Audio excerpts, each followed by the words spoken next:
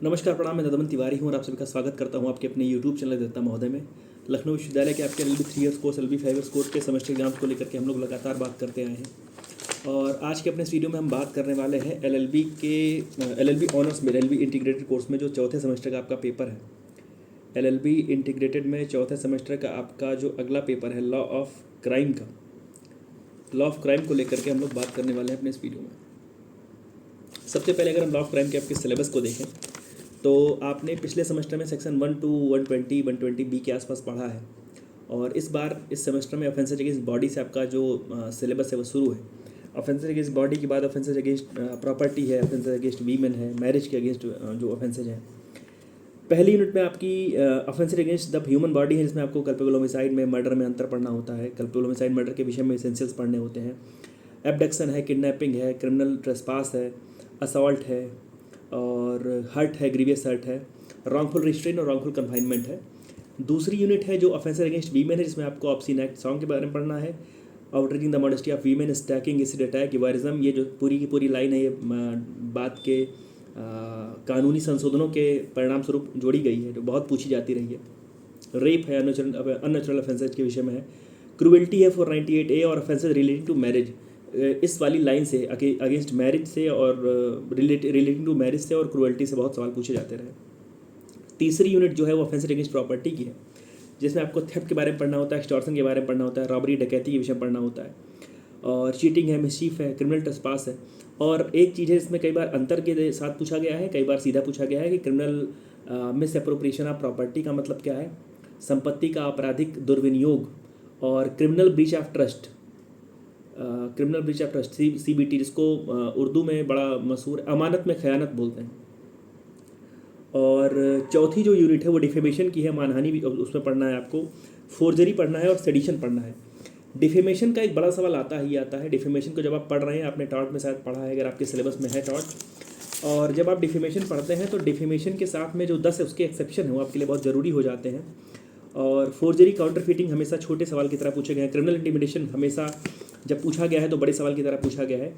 Sedition को लेकर के जब जिस सेमेस्टर में जिस साल में सेडिशन को लेकर के कुछ लीडिंग केस लॉज रहे, जिस सेमेस्टर में कुछ कहें तो बड़े जजमेंट वगैरह आए, उस बार सेडिशन पूछा गया, नहीं तो सेडिशन पूछने से थोड़ा सा विश्वविद्यालय बचा। और लास्ट की जो लाइन है कम्युनल क्राइम्स है, जिसमें डिस्टर्बिंग रिलीजियस फीलिंग्स है, जिसको बोलें कि धार्मिक भावनाओं को भड़काने वाला जो मामला है। Enmity between class of people, और जो कई सारे वर्ग के लोग हैं आपस में, उनको किसी भी आधार पर भड़काना। सवालों की बात करते हैं एक एक करके। पहली यूनिट से आपकी जो पहली लाइन है ऑफेंसेज अगेंस्ट लाइफ, उसमें आपके लिए कल्पेबल होमिसाइड का मतलब क्या होता है, एक एक चीज़ उसको आपको पढ़नी है कि कल्पेबल होमिसाइड के एसेंशियल एलिमेंट क्या है, कब कल्पेबल होमिसाइड से शुरू करिए कि होमिसाइड का मतलब क्या होता है, कल्पेबल होमिसाइड का मतलब क्या होता है, culpable homicide amounting to murder, not amounting to murder में क्या अंतर है, कब कल्पेबल होमिसाइड जो है वो मर्डर हो जाएगा, या मर्डर में कल्पेबल होमिसाइड में किन आधारों पर अंतर किया गया है। आर वर्सेस गोविंदा से लेकर के जो भी लेटेस्ट केस लॉज हैं उसको सबको कायदे से पढ़िए। और दोनों के विषय में मान के चलिए आपराधिक मानव वध से हत्या से एक ना एक सवाल आपको मिलना ही मिलना है, उसको कायदे से पढ़िएगा। और उसको बस उसकी 299 की या 300 की केवल हेडिंग या उसकी रीडिंग करके मत आइए। जब भी उसको पढ़ रहे हैं आप तो प्रयास करिए कि कल्पेबल होमिसाइड में और मर्डर में एक डिफरेंस जो है, किस बात का अंतर है। जैसे कई बार आपसे पहले पूछा गया है कि ग्रेव एंड सडन प्रोवोकेशन का मतलब क्या होता है। ग्रेव एंड सडन प्रोवोकेशन के मतलब के बाद में आपसे फिर दोनों का अंतर पूछा गया है। मैं कुछ सवालों को पढ़ देता हूँ, हिंदी पढ़ देता हूँ। जैसे सवाल है कि आपराधिक मानववध क्या है, कल्पेबल होमिसाइड क्या है। निर्णीतवादों की सहायता से, जो लीडिंग केस लॉज हैं, जो जजमेंट है, उनकी सहायता से आपराधिक मानववध और हत्या में विभेद कीजिए। कल्पेबल होमिसाइड टू मर्डर और मर्डर में अंतर कीजिए। यह सवाल है कि मानववध से आप क्या समझते हैं, आपराधिक मानववध तथा हत्या में अंतर क्या है। एक सवाल है कि हत्या एवं सदोष मानववध जो कि हत्या नहीं है, नॉट अमाउंटिंग टू मर्डर में क्या अंतर है। तो घूम घुमा करके इस प्रकार से सवाल पूछा गया है। यह सवाल एक इस प्रकार का भी है कि उन परिस्थितियों की विवेचना कीजिए, उन सर्कमस्टांसेस के विषय में बताइए जिसमें ग्रेव एंड सडन प्रोवोकेशन के डिफेंस लिया जा सकता है, या उसी को अलग तरीके से अगर कहें तो सवाल आया है कि सुसंगत वादों की सहायता से, जो रेलिवेंट केस लॉज है उनकी सहायता से गंभीर और अचानक प्रकोपन means grave and sudden provocation से संबंधित भारतीय दंड संहिता के समाविष्ट कानून की विवेचना कीजिए। तो ये मान के चलिए कि 299 से 300 का जो पूरा का पूरा पोर्शन है उसके एक एक एसेंशियल एलिमेंट से कहीं से भी एक बार आपसे सवाल पूछा जा सकता है, या सीधा सवाल एक बार आर वर्सेस गोविंदा का ही आया है। जैसे सवाल है कि आर वर्सेस गोविंदा के जो केस में जो तथ्य थे, जो फैक्ट थे, उसको लेकर के और जो उसमें सिद्धांत प्रतिपादित किए गए उसको लेकर के थोड़ा सा आपको समझाना था, बताना था। उसके बाद हम आगे बढ़ें तो आपके लिए जो किडनैपिंग है और एब्डक्शन है, किडनैपिंग और एब्डक्शन मतलब अपहरण और व्यापहरण में दोनों में अंतर का क्या मतलब होता है, अपहरण की परिभाषा दीजिए, व्यापहरण से और अपहरण में अंतर बताइए, विधिपूर्वक संरक्षकता का क्या मतलब समझते हैं, और यदि कोई बच्चा अनाथ है, रोड पर टहल घूम रहा है, उसका कोई पिता माता नहीं है, नोन माता पिता नहीं है, तो उसका अपहरण हो सकता है क्या, क्या उसका अपहरण या व्यापहरण, ये तो मैं नहीं कहूँगा, जो भी उसका हो सकता है एक सामान्य परिवार से, तो क्या वो उसका हो सकता है, इस प्रकार का सवाल आपसे पूछा गया है। सवाल है कि क्या एक व्यक्ति अपने ही बच्चे का व्यापहरण कर सकता है, क्या एक जो व्यक्ति है, एक फादर बोल दीजिए, मदर बोल दीजिए, क्या वो अपने बच्चे का ही व्यापहरण कर सकता है, इस प्रकार का सवाल आया है।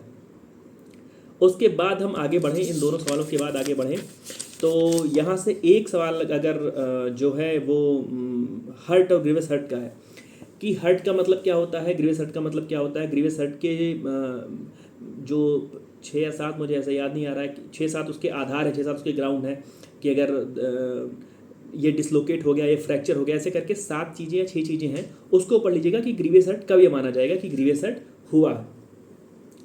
उसके बाद आपको हम दूसरी यूनिट की तरफ अगर बढ़ें तो दूसरी यूनिट में जो एक तो कभी कभी सीधा सवाल आ गया है कि भारतीय दंड संहिता में, इंडियन पीनल कोड में सीधे पूछा गया कि ऑफेंसर की फीमेल बताइए, महिलाओं के विरुद्ध कौन कौन से अपराध है बताइए, तो वो थोड़ा लंबा हो जाता है।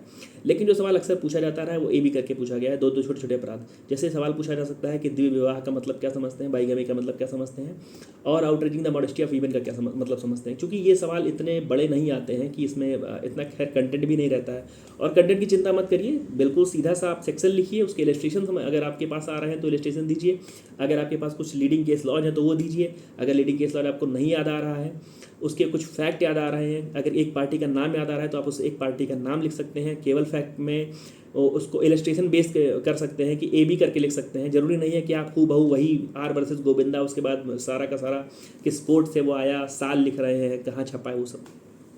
तो यूनिट 2 के जो आपके लिए ज़रूरी सवाल हैं उसमें छोटी छोटी चीज़ें हैं, जैसे एक तो मैं कहूँ कि जो अम्ब्रेला है कि महिलाओं के विरुद्ध अपराध, उसके अंदर तमाम सारी चीज़ें हैं। तो बाइगैमी हो गया, outraging the modesty of women हो गया, उसके बाद रेप है। तो आप 2 चीज़ें तो कम से कम पढ़ करके जाइए, बाइगैमी को और outraging the modesty of women को, वहाँ से आपको सवाल मिल जाएगा। दूसरी चीज़ यहीं पर एक चीज़ है कि कभी कभी जो विशाखा केस में प्रोटेक्शन ऑफ फीमेल वर्कर्स है ऑन द वर्क प्लेस है, कार्यस्थल पर जो महिलाओं का यौन संरक्षण का जो उनका अधिकार है उसको लेकर के सवाल कभी कभी पूछा गया है। तो अगर खैर आपने कॉन्स्टिट्यूशन में वो शायद पढ़ा होगा, अगर आपके सेमेस्टर में कॉन्स्टिट्यूशन में वो चीज़ आर्टिकल 21 या राइट टू लाइफ के एक्सपेंसिव उसके इंटरप्रिटेशन में वो चीज़ अगर आपने पढ़ी हो, विशाखा केस आपने पढ़ा हो, या कहीं right to life and personal liberty में आपने पढ़ा हो, तो वो यहाँ पर आपके पास काम आ जाएगा। जैसे एक सवाल एक बार आया था कि कार्यरत महिलाओं के साथ कार्यस्थल पर होने वाले यौन दुर्व्यवहार से आप क्या समझते हैं। वर्किंग वुमेन के साथ वर्क प्लेस पर होने वाले जो सेक्सुअल ऑफेंसेज हैं उनसे आप क्या समझते हैं। इस संदर्भ में विशाखा वर्सेस राजस्थान का AIR 1997 का SC 3011 का जो है उसको आपको उल्लेख करना था। तो वो अगर आप थोड़ा सा पढ़ करके जाएंगे तो ठीक रहेगा। तो एक तो छोटे छोटे जो चीज़ें हैं बाइगैमी और outraging the modesty of women, एक तो आपको वो पढ़ना है, और दूसरा आपको 498A पढ़ना है। 498A को कायदे से पढ़िएगा और उसके केस लॉज वो केस लॉज जरूर पढ़िएगा जिसमें ये चीज़ें कही गई कि अगर ये सिद्ध हो पा रहा है कि जो क्रूएल्टी है पति के द्वारा की गई है, तो ये भी इसका जो दायरा है वो और बढ़ सकता है। जैसे सवाल है, सवाल ये नहीं कि पति के द्वारा की गई क्रूरता, सवाल है कि पति या पति के नातेदारों द्वारा क्रूरता से आप क्या समझते हैं। इस धारा के प्रावधानों की संवैधानिकता का, इसकी कॉन्स्टिट्यूशनलिटी का जो है आलोचनात्मक परीक्षण कीजिए। 498A को लाने का उद्देश्य जो था, क्या वो आज की डेट में असफल हो गया है। कई बार फिलोसॉफिकल टाइप के जब सवाल आते हैं तो इस प्रकार के सवाल आते हैं। खैर 498A हो या जो भी, मैं तो कहूँगा कि जो भी बहुत कड़ाई से पालन किए जाने वाले कानून हैं उन सबका बहुत दुरुपयोग होता रहा है। लेकिन मैं नहीं कह रहा हूँ कि 498A का ही हुआ है, लेकिन एक दो बार सवाल आया है। तो 498A के सफल होने या असफल होने, या उसको एक तरीके से कहें क्रिटिकली उसकी जो आपकी एनालिसिस करने की अप्रोच है उस तरीके से पढ़िएगा। उसके बाद हम तीसरी यूनिट में बढ़े तो आपके लिए मैं तो कहूँगा कि आप 378 से ना शुरू करके अगर आप पीछे से पढ़ें, जैसे सवाल है कि जितनी भी लूट है उसमें या तो थेफ्ट है या तो एक्सटॉर्शन है, तो जो भी लूट है वो या तो थेफ्ट है एक्सटॉर्शन है, आप इस सवाल को पढ़ लीजिए, क्योंकि लूट की कोई अलग से डेफिनेशन नहीं है, रॉबरी की कोई अलग से डेफिनेशन नहीं है, या तो रॉबरी बाई थेफ्ट होगा या तो रॉबरी बाई एक्सटॉर्शन होगा। तो आप रॉबरी को पढ़ लीजिए कायदे से, वहाँ पर आपको थेफ्ट और एक्सटॉर्शन दोनों कवर हो जाएगा। थेफ्ट में और एक्सटॉर्शन में आप अंतर जान जाएंगे 378 383 में कि थेफ्ट में हमेशा सामान की डिलीवरी नहीं होती, सामान आप टेक करते हो, लेते हो, सामान प्राप्त करते हो, उसको हटाते हो, रिमूव करते हो। एक्सटॉर्शन में हमेशा डिलीवरी होती है। तो इस प्रकार से ये तो बहुत छोटा मूलभूत अंतर है। आप लेकिन प्रयास करिए कि वो जो रॉबरी है, robbery by theft, robbery by extortion, उसको कायदे से पढ़ करके जाइए। तो उसमें रॉबरी, थेफ्ट, एक्सटॉर्शन तीनों कवर हो जाएगा। थेफ्ट का और एक्सटॉर्शन का आपको मतलब अंतर समझ में आ जाएगा। कहीं से भी सवाल आएगा आप कर ले जाएंगे। इलस्ट्रेशन जरूर पढ़िएगा, मैं जितने पीछे भी बोल गया हूँ, जितने ऑफेंसेज आप पढ़ रहे हैं उसके नीचे जो भी इलस्ट्रेशंस दिए हुए हैं पढ़ लीजिएगा, क्योंकि कई बार सीधे इलस्ट्रेशन ही आपको दे दिया गया है। और ये सबसे अधिक बार अगर हुआ है तो क्रिमिनल ब्रीच ऑफ ट्रस्ट में हुआ है, क्रिमिनल मिसअप्रोप्रिएशन ऑफ प्रॉपर्टी में हुआ है। कई बार सवाल पूछा गया है कि एक लाश है जिसके हाथ में एक कंगन है या मंगलसूत्र है, या कि पुरुष है तो ब्रेसलेट है, घड़ी है, चेन है, कुछ भी है, उसको अगर कोई लेकर के जा रहा है तो वो कौन सा अपराध कर रहा है बताइए। तो वहाँ पर क्रिमिनल मिसअप्रोप्रिएशन ऑफ प्रॉपर्टी आपको लिखना होता है। तो criminal breach of trust, criminal misappropriation of property के सारे इलस्ट्रेशंस कायदे से पढ़ सकें तो पढ़ लीजिएगा। दोनों में अंतर देख लीजिएगा कि ब्रीच ऑफ ट्रस्ट तभी होगा जब आपको चीज़ें न्यस्त की जाएंगी, जब आपके ऊपर जब आपको कोई चीज़ें इंटरेस्ट की जाएंगी, मीन्स आपको सौंपी जा रही है, न्यस्त की जा रही है, तभी आप उसका जो है ब्रीच कर सकते हैं, उसके ट्रस्ट का ब्रीच कर सकते हैं, अन्यथा नहीं। मिसअप्रोप्रिएशन ऑफ प्रॉपर्टी, राह चलते सड़क पर पड़ा हुआ कुछ भी सामान आप उठा रहे हैं, उसको दुरुपयोग कर रहे हैं, जो भी दुर्विनियोग कर रहे हैं अपने लिए ला रहे यूज में, वो सब। तो क्रिमिनल ब्रीच ऑफ ट्रस्ट में क्रिमिनल मिसअप्रोप्रिएशन ऑफ प्रॉपर्टी दूसरा सवाल है इस यूनिट का, उसको कायदे से आप पढ़ करके ही जाइएगा। उसके बाद आगे बढ़ें, छोटी छोटी चीज़ें हैं, क्रिमिनल ट्रेसपास है, मिसचीफ है, ये सब हमेशा छोटे छोटे सवालों की तरह पूछे गए हैं। मिसचीफ को लेकर के एक बार इलस्ट्रेशन की तरीके से सवाल था कि अगर किसी ने किसी के खूंटे से गाय खोल दी है, गाय भाग गई है, ना वो उसको मिली, ना उसको मिली, ना उसको मिल रही है, ना वो सामने वाले को ही मिल रही है, वो कहीं भी जा रही है, उसको कुछ लाभ नहीं हो रहा है, कैसा ऑफेंस है, इस प्रकार से पूछा गया है। तो इलस्ट्रेशन आप जरूर पढ़ करके जाइएगा। अगर आप ऑफेंस नहीं पढ़ पा रहे हैं तो इलस्ट्रेशन एक आप शुरुआती 1-2 पढ़ करके जाइएगा। आगे बढ़ते हैं। मानहानि आपको कायदे से पढ़ना है, डिफेमेशन आपको कायदे से पढ़ना है। डिफेमेशन जो आईपीसी में न्यूमरेट है, उसके एक्सेप्शन वो 10 के 10 पढ़ के जाइएगा, वो कायदे से पढ़ करके जाइएगा। उसके बाद आगे बढ़ें तो सवाल फोर्जरी का है कि उसका मतलब क्या होता है, उसके आवश्यक तत्वों की विवेचना कीजिए। कब कहते हैं कि कोई जो डॉक्यूमेंट है उसका कूट रचना किया गया है, उसको फॉर्ज तरीके से बनाया गया है, इस प्रकार से। और जब भी ये सवाल आप पढ़ रहे हो, जब भी अगर आप ये सवाल ऑप्ट करना चाहते हो, अगर आपने सवाल अभी तक पढ़ रखा है तो उसके साथ में जो नोटों का फॉर्जरी है, जो सिक्कों का फॉर्जरी है, वो कहाँ पर निसेबल है, उसको कायदे से पढ़ लीजिएगा। जैसे सवाल है कि कूटकरण से आप क्या समझते हैं, कूट रचना से आप क्या समझते हैं, कूटकरण से संबंधित प्रावधानों की विवेचना कीजिए। उसी में एक सवाल पूछा गया है कि बैंक नोटों, मुद्रा नोटों से आप क्या समझते हैं। पहले तो आपको परिभाषा लिखनी है, दृष्टांतों की सहायता से बताइए कि बैंक नोटों और मुद्रा नोटों के कूटरचण का क्या मतलब है और कहाँ पर दंडित है, इस प्रकार से। तो ये चीज़ है। उसके बाद एक सवाल जो आपके लिए ज़रूरी है वो है आपराधिक अभित्रास से आप क्या समझते हैं, क्रिमिनल इंटिमिडेशन से आप क्या समझते हैं। बहुत सुनते होंगे आप 504, 506 इस प्रकार से। क्रिमिनल इंटिमिडेशन का मतलब क्या समझते हैं, उसका जो आवश्यक तत्व क्या होता है। एक सवाल इसमें बहुत ज़रूरी सवाल है कि क्या जाति बहिष्कार करने की धमकी, खाप पंचायत कह दे कि आज से तुम्हें हम अभी फला नहीं मानते हैं, किसी भी जाति बिरादरी का एक जो समूह है वो किसी को जात से बाहर करने की अगर धमकी दे रहा है तो क्या वो क्रिमिनल इंटिमिडेशन के दायरे में आ रहा है।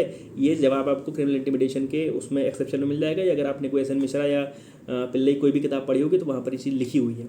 अगर इसके बाद भी आपकी क्षमता बचती है तो राजद्रोह पढ़ करके जाइए, सेडिशन पढ़ करके जाइए। और जब भी सेडिशन आप पढ़ रहे हो तो राजद्रोह में, राष्ट्रद्रोह में, देशद्रोह में, सब चीज़ों में अंतर कायदे से पढ़ लीजिएगा, क्योंकि कुछ शब्द जो हैं वो मीडिया के दिए हुए हैं।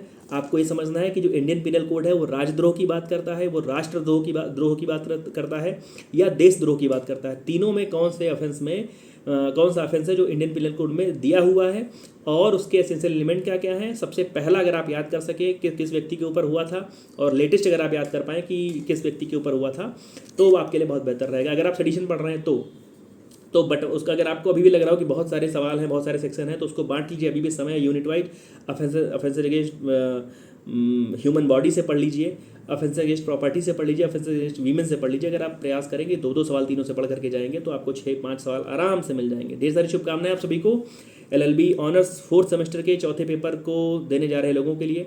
और आपका जो भी अगला पेपर है उसको लेकर के हम जल्दी आपके समक्ष उपस्थित हो जाएंगे। तब तक जुड़े रहिए हमारे साथ। धन्यवाद, प्रणाम।